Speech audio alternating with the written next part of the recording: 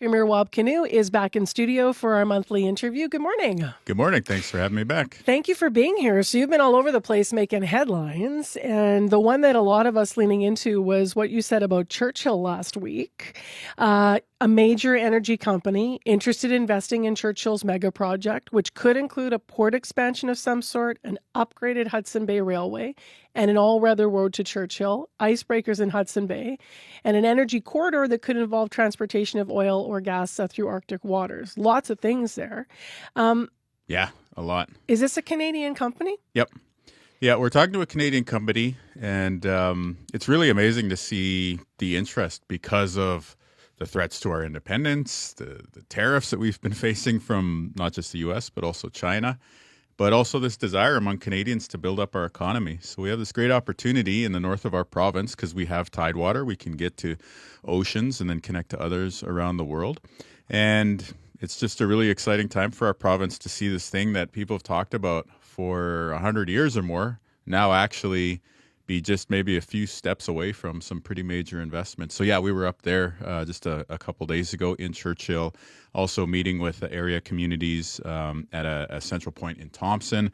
And again, openness, concerns for sure on the environmental side. Also, how is this going to help local cost of living, local housing, social services, protection for women and girls to make sure issues like trafficking are going to be prevented.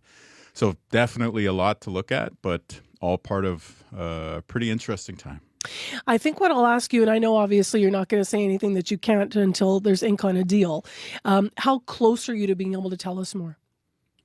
Well, we're working with the federal government. They've set up their major projects office, and through the major projects office, we've hired an outside consultant to do what they call market sounding. So they're going to go out and test the market so that we can figure out what's real in terms of, you listed energy products.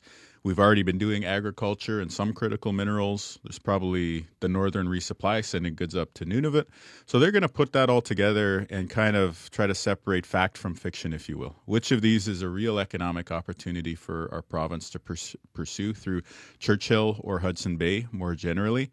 And we're supposed to get that back in April or May. So not saying that we'll necessarily announce a specific company going into the spring, but we should have more information to share in greater detail. Is there one company only right now that's sort of in the game? Seriously?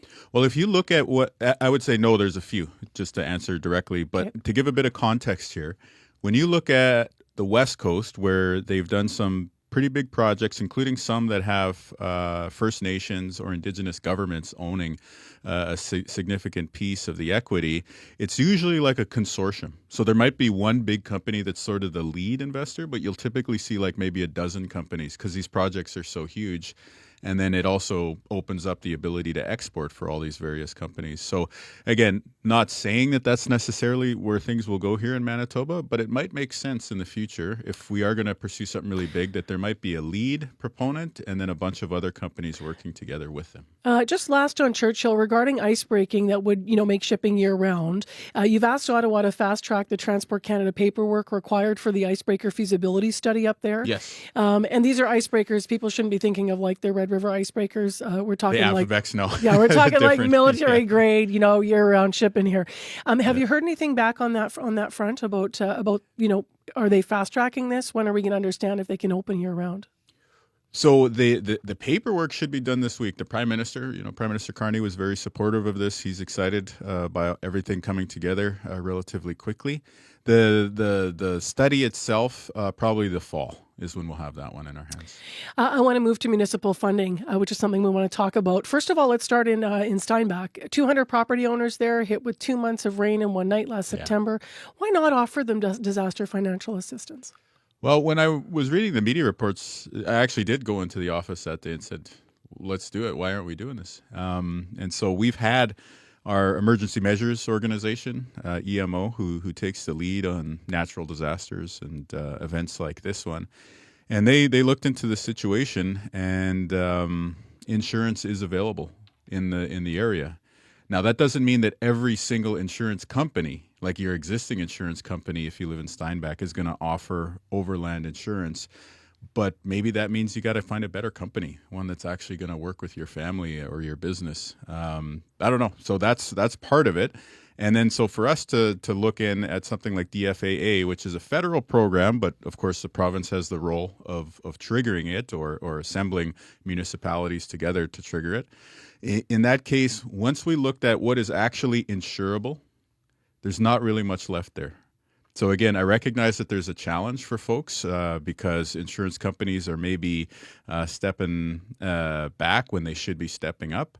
But the role for government in this, it's tough to find a policy grounding for us to take action. But again, my heart goes out to people. I've asked what we can do. We'll continue to look at this. If there's more we can, we'll certainly be willing to look at that. How concerning is it that people in Manitoba aren't able to easily insure their homes and properties against some natural disasters, especially things like flooding and water backup, things that we see frequently here? Yeah, I think that's an important question for the industry because, again, having our emergency measures folks look at it,